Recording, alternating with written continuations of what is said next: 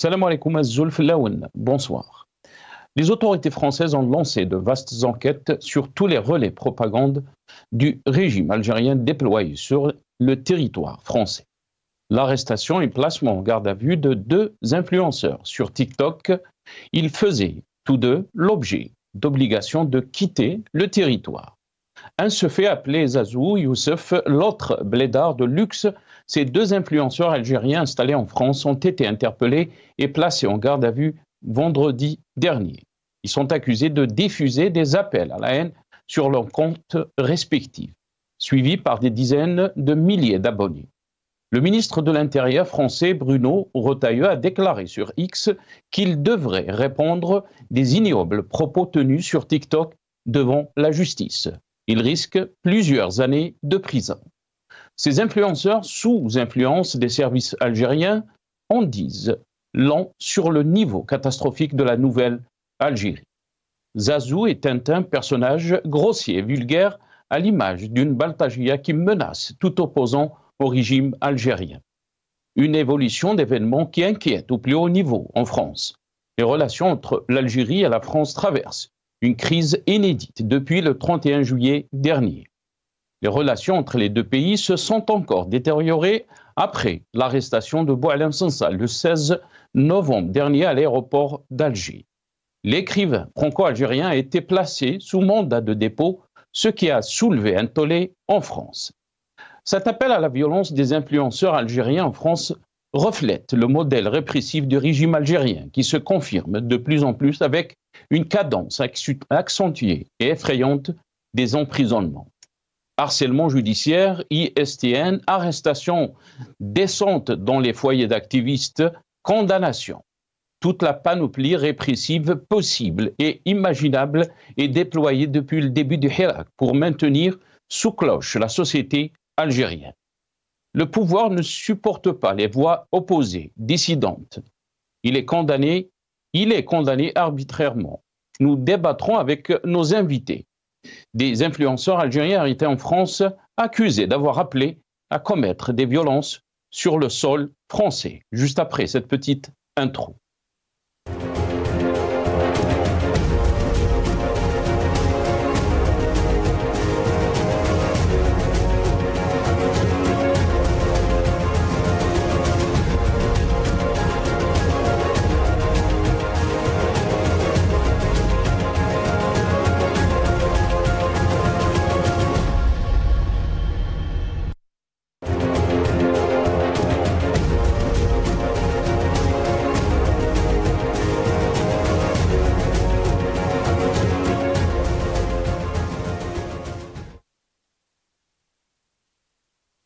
France, deux influenceurs algériens interpellés pour des appels à la violence. C'est le titre de notre émission pour ce soir. Et pour en parler, j'ai le plaisir d'accueillir dans cette émission Lias Djbaili, ingénieur économiste militant politique. Il est avec nous depuis la France via Skype. Lias Djbaili, bonsoir. Merci beaucoup d'avoir accepté l'invitation.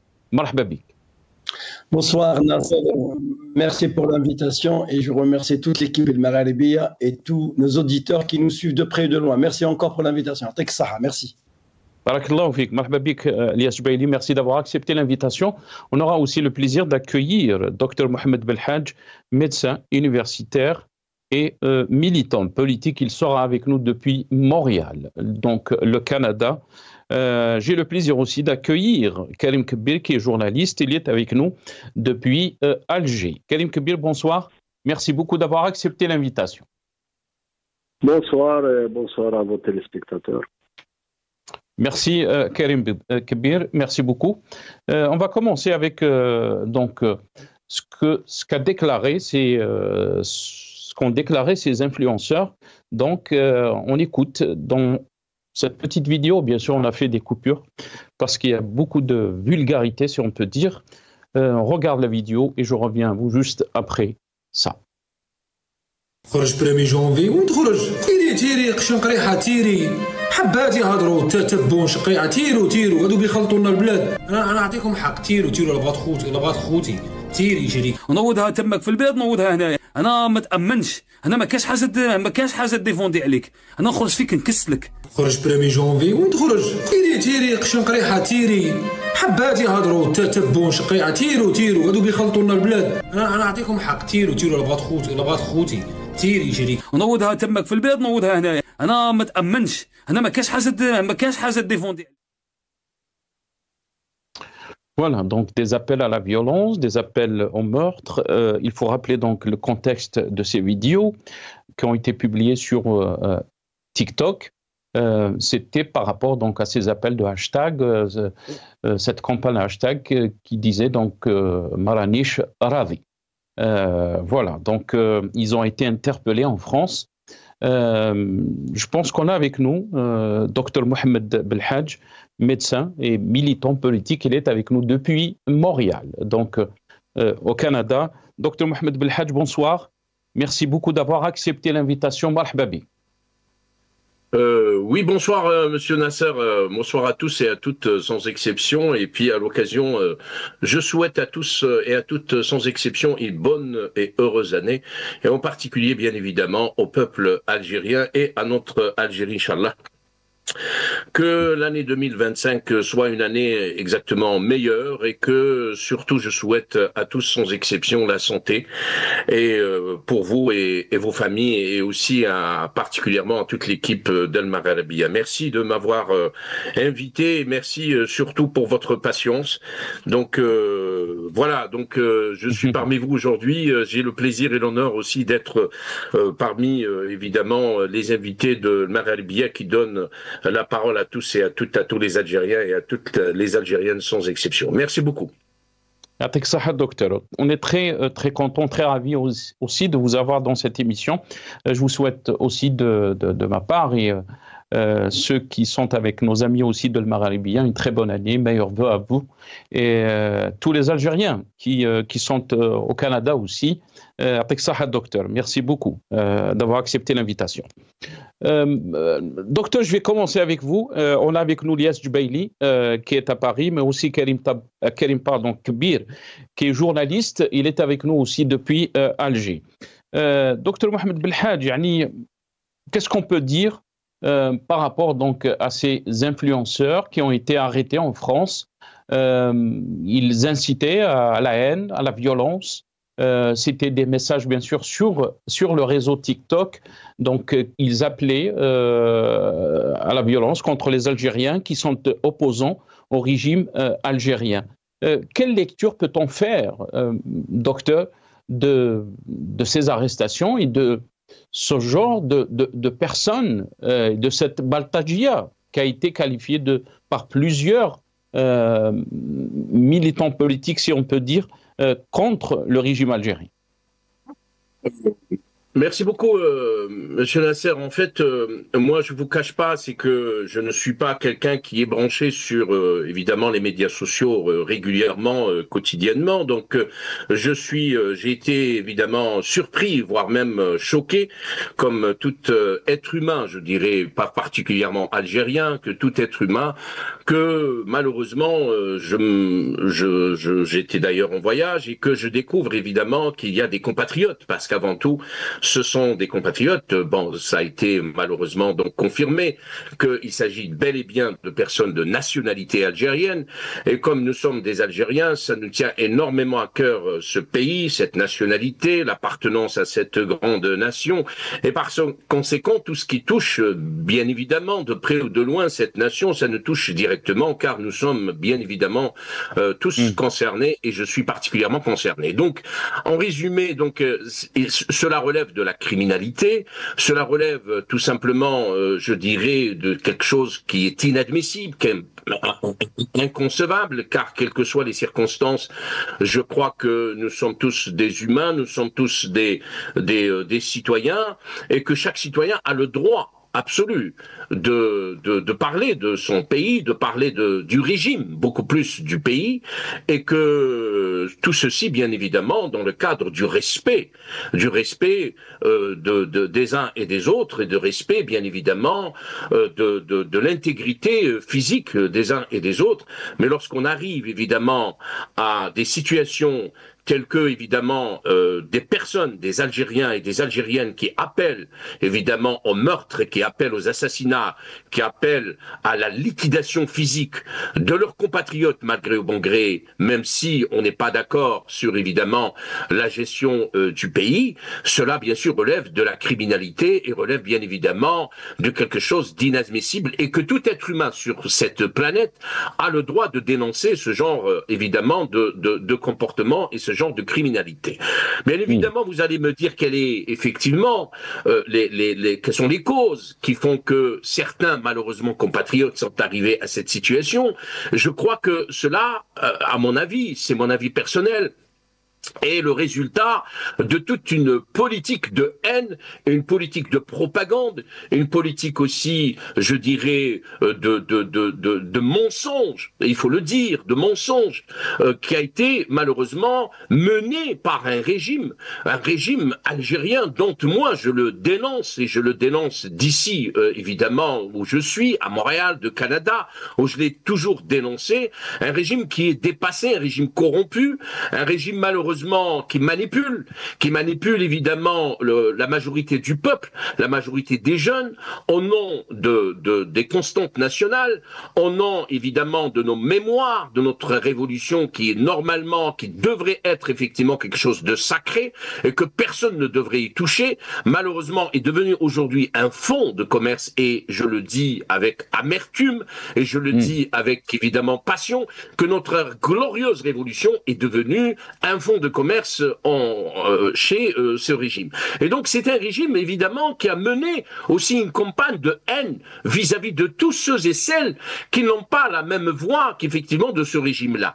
Et donc tous ceux et celles qui critiquent dans la paix, la sérénité, le calme, et toujours nous l'avons dit que nous sommes des hommes responsables, nous sommes des personnes responsables et que si nous critiquons le régime, ce n'est pas nous ne sommes pas contre l'État algérien, nous ne sommes pas contre notre pays, bien au contraire, parce que nous aimons notre pays, parce que nous sommes des Algériens authentiques et des Algériens qui souhaitent, bien évidemment, comme tout être humain sur Terre, que le bonheur à ce pays, que la prospérité à ce pays, que le développement et que des choses positives à ce pays, et en aucun cas nous sommes actifs pour justement déstabiliser ou pour faire du mal à notre pays, parce que le pays c'est nous, le pays c'est vous, le pays c'est nous tous ensemble, et par conséquent ces manœuvres de manipulation, ce manœuvre de, je dirais, de diffamation, ces manœuvres tout simplement, ces propagandes de la haine qui a été malheureusement instituée et je dirais entretenue régulièrement par la propagande de télévision, par la propagande de la presse de ce régime, a fait que malheureusement certains, je dirais certaines personnes, malheureusement compatriotes, sont tombés dans le piège et qui sont arrivés jusqu'à, en croyant bien faire, en croyant d'avoir évidemment l'éloge de ce régime, et aller jusqu'au point où évidemment, peut-être évidemment donner des menaces. Cela, bien évidemment, je n'ai pas d'épreuves tangibles pour dire que c'est le régime, mais c'est quand même un régime qui a, pour moi, contribué et qui contribue toujours à la division des Algériens, à la haine entre les Algériens, ce qui est normalement tout à fait le contraire. Normalement, un régime qui devrait rassembler les Algériens malgré bon gré, qui devrait leur donner la parole, qui devrait leur ouvrir le champ médiatique, qui devrait évidemment les rassembler, car nous avons une seule Algérie, nous n'avons pas deux, et que cette Algérie, si elle coule, nous allons tous couler, et nous voulons que l'Algérie ne coule pas et nous souhaitons que notre pays puisse évidemment avancer. Et par conséquent, pour faire court, moi je suis scandalisé, voire même traumatisé, lorsque je vois des compatriotes qui sont malheureusement dans cette situation de criminalité, parce que ça relève de la criminalité. Et par conséquent, je pense que c'est un devoir de tout un chacun de dénoncer ce genre évidemment de comportement, ce genre, je dirais, de barbarie. Et cela, le seul responsable, je le dis haut et fort, qui peut reprendre la responsabilité de ce qui se passe, c'est bien le régime algérien. Et je le dis, c'est le régime algérien. Et je dis haut et fort à tous mes compatriotes algériens et algériennes, même ceux qui ne sont pas d'accord avec nous, de faire la différence entre le régime et le pays. et nous sommes pour le pays, et nous sommes là aujourd'hui réunis, Monsieur Nasser, et vous nous avez réunis parce que nous aimons notre pays, parce que nous aimons cette Algérie qui nous a fait naître et qui nous a permis d'être là où nous sommes, et que nous ne voulons pas à ce que cette Algérie puisse connaître le sort de la manipulation de la politique politicienne à travers le monde. Nous sommes les seuls qui peuvent sauver l'Algérie, les seuls qui peuvent la mettre sur les rails, c'est bien le peuple algérien, c'est bien nous, les Algériens. La solution ne peut provenir que de nous et de nous-mêmes. Voilà, je m'excuse, mais je voulais pas passer. Barakallahu fik, docteur. لو كان خليتك راك تكمل يعني تخلينا on va faire 2 heures. ولكن الله غالب, on est pressé un peu par le temps. Très content de vous avoir dans cette émission. Je vais donner la parole à Karim Kbir puisqu'on parle aussi des relations algéro-françaises. Bien sûr, cette violence, elle n'est pas venue de nulle part, si on peut dire. C'est que qu'est-ce qui nous a mené que des Algériens menacent d'autres Algériens. On va écouter dans ce passage Abdelmajid Tebboune. Qu'est-ce qu'il avait déclaré donc des Algériens qui critiquent un peu la gestion de notre pays. On écoute Abdelmajid Tebboune. وذاك عاش نلح على الوحدة الوطنية ثم الوحدة الوطنية ثم الوحدة الوطنية واللي يمس الوحدة الوطنية نستعمل معاه كل وسائل يخلصها غالية ولو راه يهدر من بعيد تشراك الفم من بعيد. Voilà, mais qu'est-ce que ça veut dire aussi, cette unité nationale? Bien sûr, la presse française a réagi à ces arrestations de ces influenceurs algériens qui ont incité à la haine, à la violence et même apologie du terrorisme. On va écouter dans ce passage donc la réaction des médias français. On va vous faire comme dans les années 90, on va tirer sur vous, expliquer donc ce fameux Youssef A. Vous voulez sortir le 1er janvier, tirer sur eux, il faut faire parler la poudre. Voilà ce qu'il dit. Oui. Donc, on peut se poser la question, vu nos relations avec le pouvoir algérien aujourd'hui, et s'il n'y a pas une volonté d'envoyer des personnes qui déstabilisent un peu le pays. Enfin, on est obligé de se poser. Voilà, donc on envoie des gens qui déstabilisent un peu le pays, ou la France bien sûr, dans ce cas-là. Karim Kbir, comment cette affaire est vue du côté algérien, du côté Algérie? Qu'est-ce que vous en pensez, Karim Kbir? Puisqu'on parle des Algériens, d'abord qui sont dans une situation irrégulière. Karim Kbir. Bon, d'abord, je crois qu'il faut relever la jeunesse de ces jeunes qui ont préféré ces menaces. Bon, j'allais dire que quand même c'est révélateur de toutes les façons d'une forme d'indigence culturelle chez eux. Hein. C'est pas des gens qui ont un certain niveau. Pour développer un discours cohérent ou prendre conscience que ce qu'ils pouvaient proférer pouvait les conduire devant les tribunaux. Malheureusement, pour eux, c'est le cas. Maintenant, je pense honnêtement, puisque l'affaire n'est qu'à ses débuts, donc après je pense que c'est à la justice de révéler justement les motivations ou bien s'ils ont été manipulés ou bien c'est-à-dire les tenants et les aboutissants de ces appels ces gens-là. Donc l'affaire est en justice. Objectivement, en tout cas de mon point de vue, on ne peut pas dans l'état actuel des choses dire qu'ils ont été instrumentalisés par quelques partis ou bien. La seconde chose, de mon point de vue, il y a aussi ce climat qui existe en France, qui alimente d'une certaine façon un peu le discours extrémiste qui s'est banalisé quand même ces dernières années. Et le troisième élément, peut-être ça paraît invraisemblable, mais possible que, étant donné qu'ils sont visés par les OQTF, par l'obligation de quitter le territoire français. Et je pense qu'il n'est pas exclu que c'est une manœuvre de leur part peut-être pour avoir pour la bienveillance des autorités algériennes, pour ne pas qu'ils ne soient pas expulsés, ou bien dans le cas où ils seraient expulsés, qu'ils ne seraient pas maltraités ici en Algérie. Karim Kbir? Oui. Ah, très bien. Vous avez fini avec votre analyse, pardon. Moi, je pensais qu'on a eu un problème de sang. Très bien, d'accord. Restez avec nous, Karim Kbir. On va donner la parole à Elias Djbaili. Elias Djbaili, qu'est-ce que vous en pensez de cette affaire, bien sûr? Est-ce que vous pensez que ils ont été influencés par cette campagne de hashtag Rani Ma'abladi. On sait très bien que ces vidéos sont venues juste après donc la campagne de hashtag Marani Sharadi. Je ne suis pas content. Elias Djbaili. Merci Nasser. Tout d'abord, les propos tenus par ces deux haragas, deux compatriotes algériens en situation irrégulière, sont catastrophiques sur le plan déjà les conséquences dramatiques qu'ils risquent de subir en France.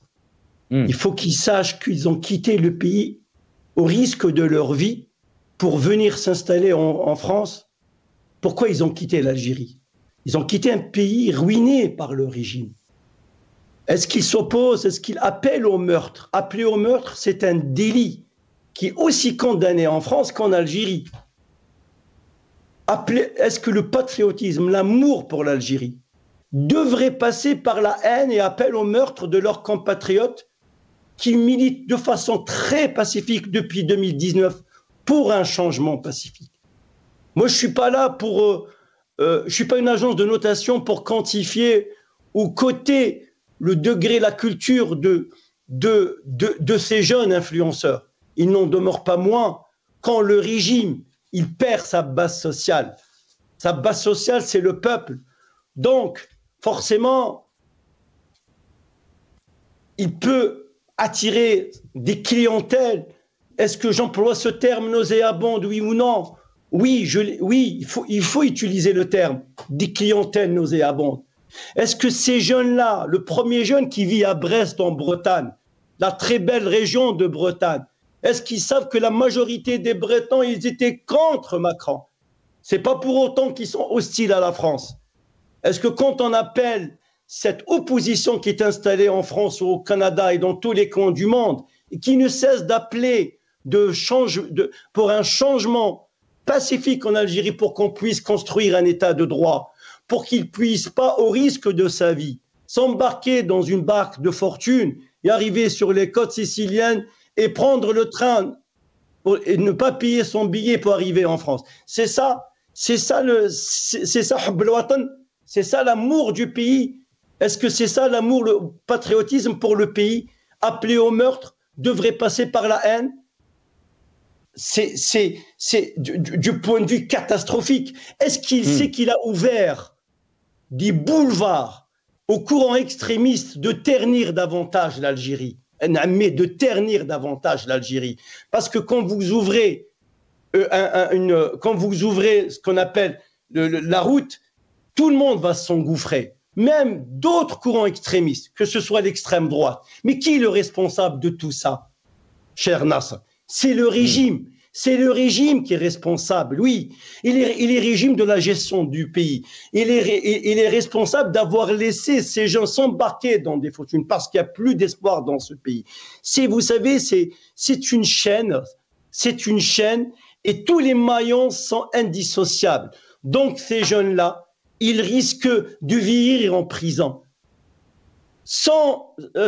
en situation régulière. Après, ils seront obligés de quitter les territoires français. Une fois arrivés en Algérie, ni vu, ni connu. Ils seront retentés encore. Je vous promets, Nasser. Ils seront retentés encore de prendre la route de l'exil de façon irrégulière. C'est ça. C'est pas ça l'Algérie. Moi, je n'ai pas à dire voyou, pas voyou. Donc, mon éducation, ça s'arrête là. mais en tout cas, c'est une clientèle nauséabonde, non seulement qui ternit l'image de l'Algérie. Il faut qu'ils sachent, ces deux influenceurs, s'opposer au régime algérien, ça ne veut pas dire qu'on s'oppose à notre pays. S'opposer à Tebboune, ça ne veut pas dire qu'on s'oppose à l'Algérie. S'opposer à la gestion, à la forme de gouvernance en Algérie, ça ne veut pas dire que c'est une trahison à l'Algérie. Loin de là. Mais comment véhiculer ce message à ces influenceurs? C'est ça la réalité. C'est ça la réalité. Maintenant, vous le savez très bien, Nasser, ministre de l'Intérieur Retailleau, il va exploiter le filon pour taper davantage sur notre pays, sur l'Algérie, la vôtre, celle de M. Kébir et celle de votre invité au Canada. La nôtre, ils vont ternir l'image du pays. Et le responsable, moi je tiens comme responsable, Nasser, je ne suis pas là pour... est-ce qu'il y a un lien entre le régime, est-ce que ces jeunes ont été instrumentalisés de près ou de loin? Je n'ai pas la science infuse, je n'ai pas la certitude, il n'en demeure pas moins. Il faut responsabiliser, trouver la fonction de responsabilisation. C'est le régime qui est responsable de tout ça, de laisser ces jeunes haragas ternir le pays qu'ils ont déjà ruiné depuis des décennies et des décennies. La réalité, elle est amère, mais tout le monde en parle, tout le monde. Le Parisien, même les journaux, soi-disant de gauche, ils en parlent. Non seulement le Figaro, le Point, c'est un journal libéral, tout le monde parle de cette histoire et les relations franco-algériennes. Et je dirais même, d'ailleurs, vous l'avez montré, cher Nasser, même ici en France, on se demande, est-ce que ce n'est pas une manipulation, une manœuvre venant de l'autre côté de la Méditerranée pour déstabiliser la France? Et qui va prendre? C'est tous ses compatriotes algériens, peut-être sa famille qui est installée en France ici. Et c'est ça une réalité qui est amère. Le responsable reste le régime algérien et eux qui sont responsables, parce que quand on en appelle au meurtre, de tuer et de tirer à la poudre, vous vous rendez compte la violence des propos du jamais vu. Personnellement, je rejoins votre invité du Canada. Absolument. J'étais choqué par ces propos.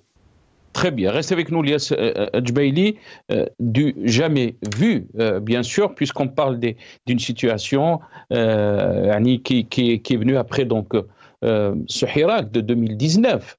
On commençait donc à accuser les Algériens de khawana, entre guillemets, ceux qui sont donc contre la gestion du pays. Mais on va voir ce qu'a écrit aussi Abdelaziz Rahabi, ce poste d'Abdelaziz Rahabi, qui peut être aussi donc les Algériens satisfaits ou pas. Si c'est possible, nos amis de la régie, le poste d'Abdelaziz Rahabi. Voilà, donc les Algériens, satisfaits ou pas, forment le même peuple. L'État doit apaiser, réunir et faire converger les opinions divergentes vers un destin commun. Historiquement et dans le long terme en politique, le tout sécuritaire n'a jamais rien réglé, ni chez nous, ni ailleurs. Donc c'est le poste de Abdelaziz Rahabi. On va écouter ces déclarations aussi du ministre des Affaires étrangères français. Nous souhaitons entretenir les meilleures relations avec l'Algérie. C'est l'intérêt de l'Algérie et c'est l'intérêt de la France et des Français. Mais ce n'est pas le cas aujourd'hui. Nous avons, en 2022, les rapports sont pas... il y a 2 ans, presque 3, rédigé une feuille de route. Président de la République, président Tebboune. Nous tenons à ce que cette feuille de route puisse être suivie. Mais nous observons des postures, des décisions de la part des autorités algériennes qui nous permettent de douter de l'intention des Algériens à se tenir à cette feuille de route. Parce que pour tenir la feuille de route, il faut être 2. Voilà, donc le ministre des Affaires étrangères français, Jean-Noël Barrot. Docteur, je vais revenir vers vous, docteur Mohamed Belhadj.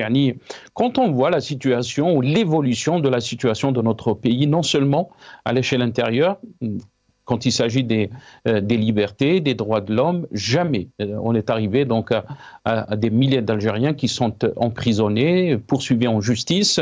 On parle même aujourd'hui de la situation de Fethi Gharras et de son épouse, mais aussi de Abdelwakil Blam, le journaliste qui a été mis en dépôt donc aujourd'hui. une situation très inquiétante à l'échelle intérieure, mais aussi une situation très inquiétante à l'échelle extérieure.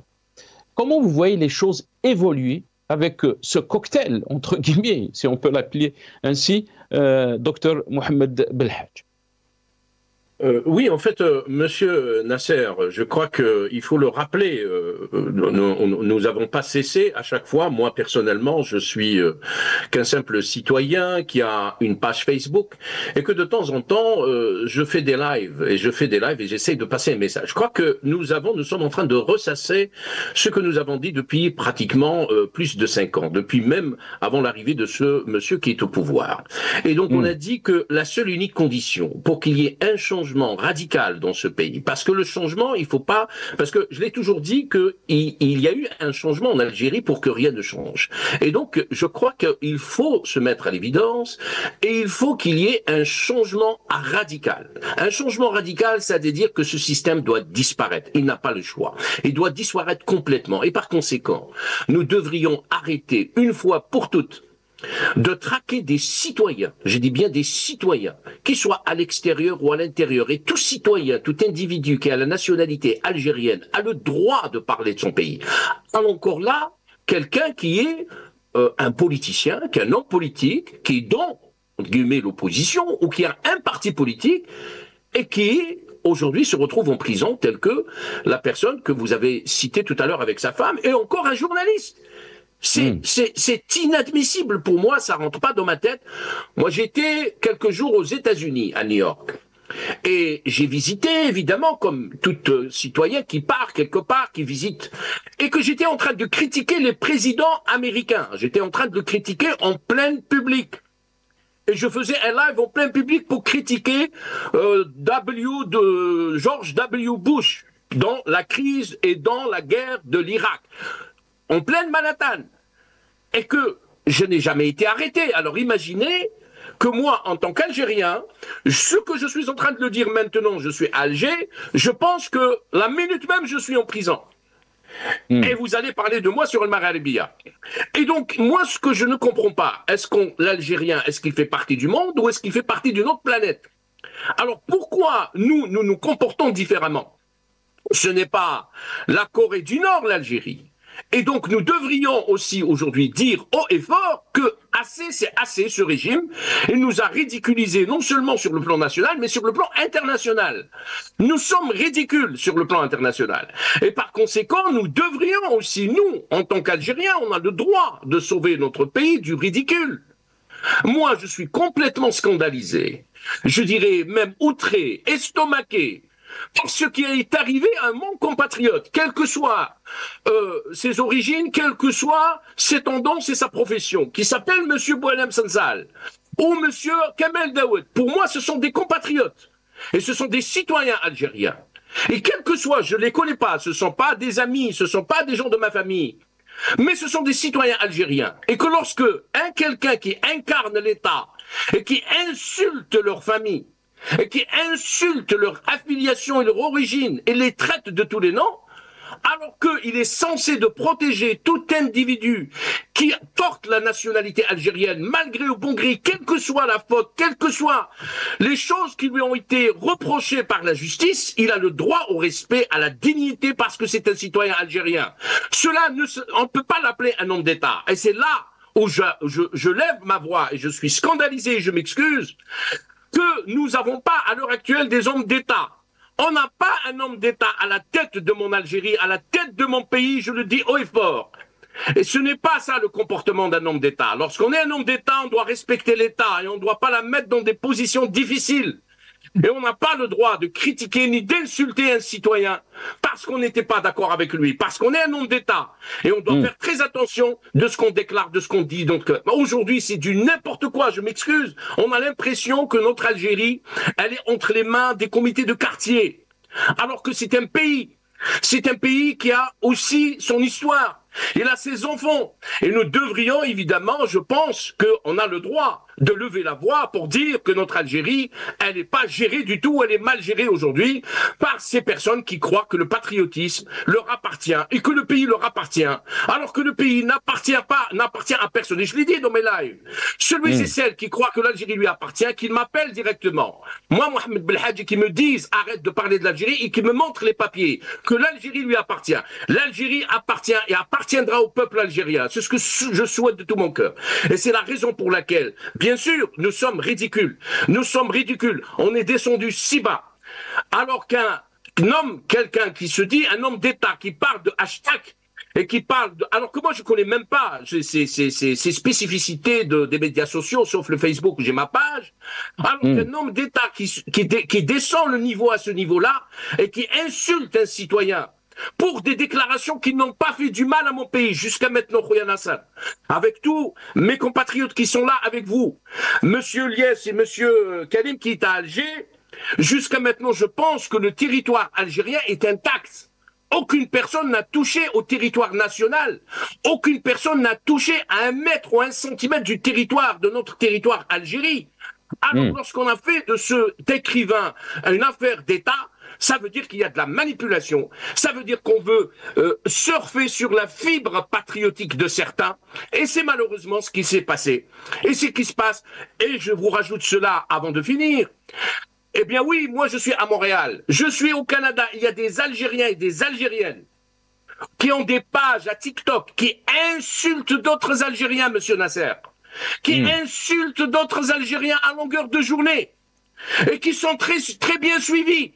Alors je me pose la question, est-ce que le consulat, est-ce que l'ambassade d'Algérie ici à Montréal, est-ce qu'ils ne voient pas ces TikTok? Est-ce qu'ils ne voient pas ces vidéos? Je pense que oui.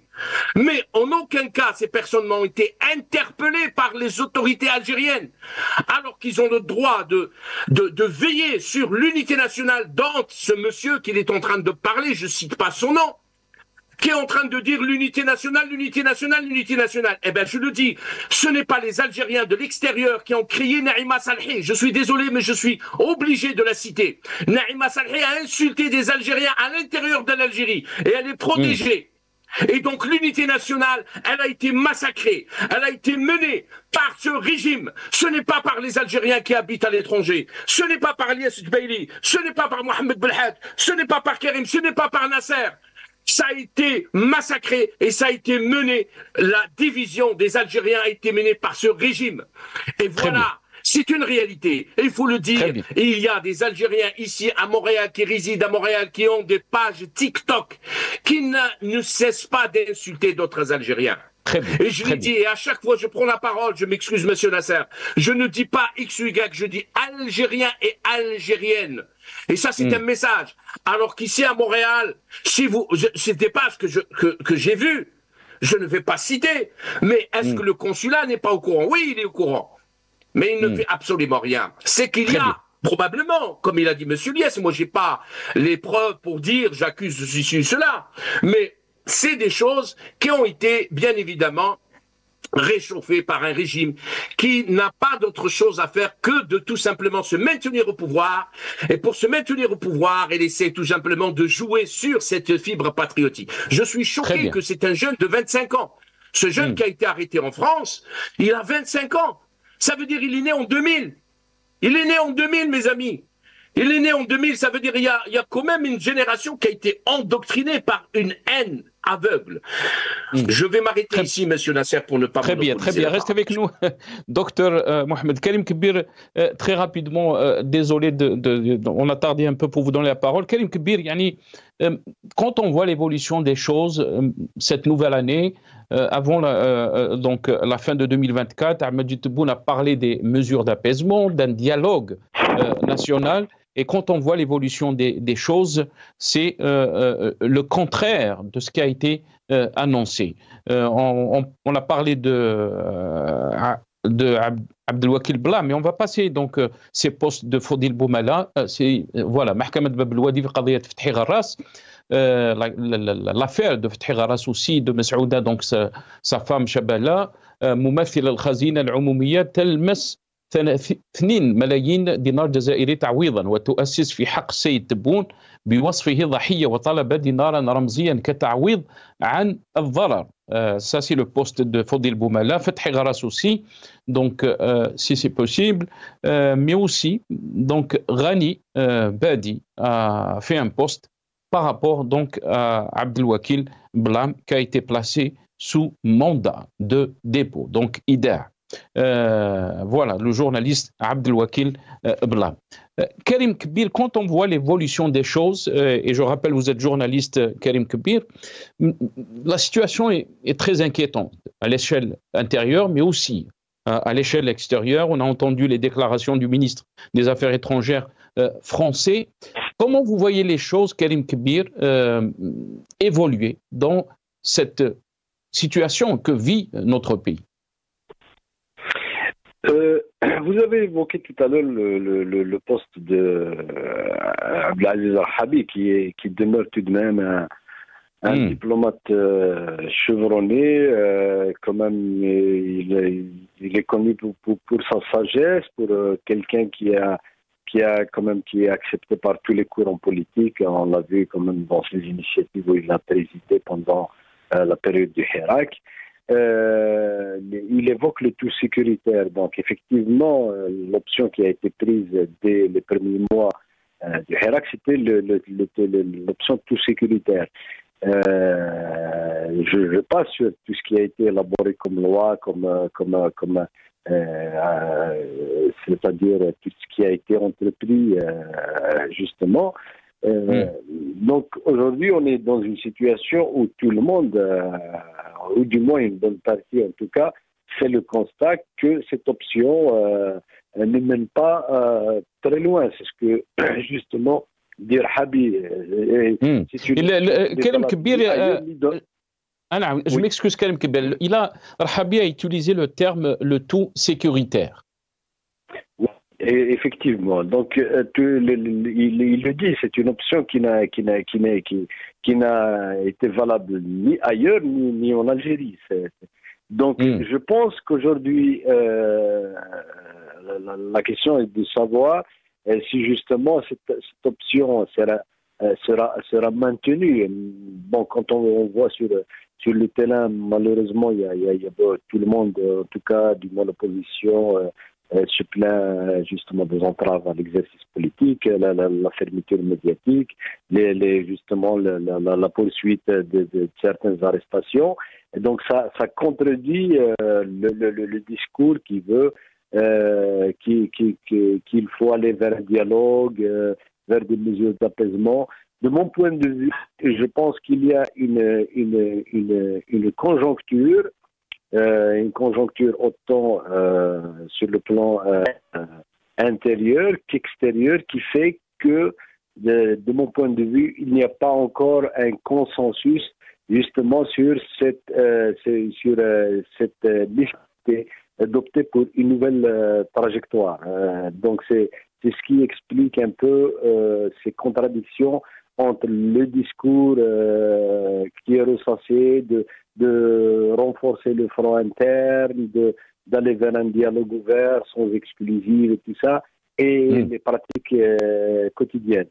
Alors que tout le monde sait que l'unique solution aujourd'hui, elle est partagée par beaucoup, c'est que s'il y a cette volonté de construire un front interne fort, cela passe évidemment par des mesures d'apaisement, par la levée des entraves sur l'exercice politique et sur les médias pour permettre aux gens de s'exprimer librement et de se réunir librement et qu'il y ait un débat entre Algériens, les seuls qui peuvent justement trouver les meilleures solutions à la crise multidimensionnelle que traverse le pays.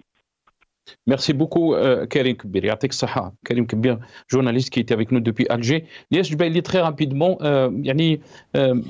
vous avez écouté l'analyse de Karim Kbir concernant donc les perspectives, comment les choses vont évoluer dans un climat pareil à l'intérieur, mais aussi à l'extérieur. On est à 2 semaines de l'arrivée donc du nouveau président Trump américain. Peut-être que beaucoup de choses changeront aussi sur le plan géopolitique. Est-ce que vous pensez qu'il y a urgence donc d'aller à un vrai consensus national, une période de transition. Qu'est-ce que vous en pensez, Elias Jbeil? Rapidement, Nasser, j'ai toujours rappelé, on a toujours rappelé depuis 2019, on a toujours rappelé à un passage à la période de transition, dans une phase de transition démocratique. Elle peut se faire de façon progressive, avec un consensus national, avec la participation de tous les courants, pour que ça fasse ce bloc, pour consolider le front intérieur et le front et aussi l'extérieur, c'est ça. Donc l'arrivée de Trump dans 2 semaines, est-ce que le régime en est conscient ou pas? Est-ce qu'il a les outils, l'outillage, les inducteurs pour changer sa politique? Jusqu'à la preuve du contraire, il refuse un État démocratique, il préfère un État de sécurité. Il veut pas une société démocratique, il veut une société de sécurité. La raison de l'État elle est remplacée par la raison de sécurité.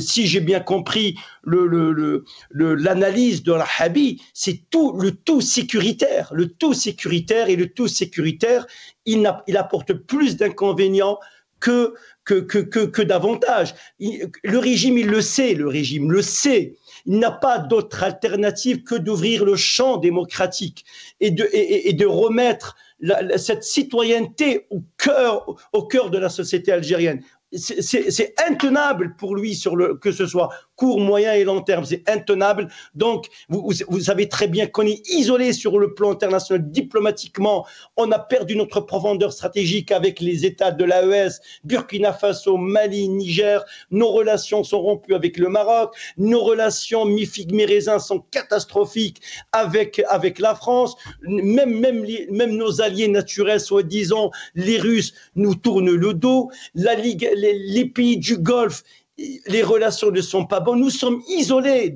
sur le plan diplomatique. Moi, j'ai une petite pensée, si tu permets, cher Nasser, à Ben Saddiq Ben Yahya, l'excellent ministre des Affaires étrangères. C'est lui qui a libéré les otages américains. C'était la diplomatie pragmatique de l'Algérie. Nous, on s'enfonce. Est-ce qu'on dit un État dictatorial? Permettez-moi de dire, on est dans un État autoritaire absolu, oui, absolu, où un journaliste a été kidnappé, une disparition forcée dans son propre pays. C'est ça le grand complot qui se joue en Algérie. C'est vrai, à chaque fois désigner l'ennemi, sur le plan économique, quand vous dites l'ennemi, il est partout. Qui veut investir dans un pays où les dirigeants, à chaque fois, ils disent nous avons des ennemis partout. Donc il faut une stabilité politique, il faut remettre la démocratie au cœur du jeu, il faut une stabilité économique, une prospérité, ce dont a besoin notre pays, l'Algérie. Merci beaucoup, Elias Jbeili, barakallahu fik. Docteur Mohamed Belhadj, très rapidement, je vais vous laisser le mot de la fin. Tfaddal, docteur. Oui, en fait, c'est en 2 mots. Il y a, comme il a dit notre frère, Monsieur Elias Jbeili, donc c'est l'ouverture. Sous l'ouverture, c'est-à-dire de tous les champs médiatiques, etc., de rassembler tous les Algériens. C'est la seule et unique condition. C'est la condition sine qua non. Si nous voulons sortir notre pays moi je dirais, de la situation extrêmement difficile, parce qu'aujourd'hui, je crois, il a bien souligné, nous avons beaucoup perdu, nous avons énormément perdu, et du temps, et surtout aussi de la crédibilité de notre pays, que ce soit sur le plan national ou international. Voilà, je m'arrête ici. Merci encore une fois, et désolé que j'ai pris un peu de temps. Merci beaucoup. Merci. Barakallahu fik. On est très, très, très content de vous avoir, Dr Mohamed Belhadj, avec nous aujourd'hui dans cette émission. Merci beaucoup à vous. Je rappelle donc que vous êtes médecin et militant politique. Vous étiez avec nous depuis Montréal, donc au Canada. Merci à vous. Merci à Elias Jbeili, ingénieur économiste, militant politique aussi. Il était avec nous depuis Paris. Merci à Karim Kbir, journaliste. Il était avec nous depuis Alger. Merci à vous, chers téléspectateurs, d'avoir suivi cette émission. Atakoum saha, bqaw ala khair.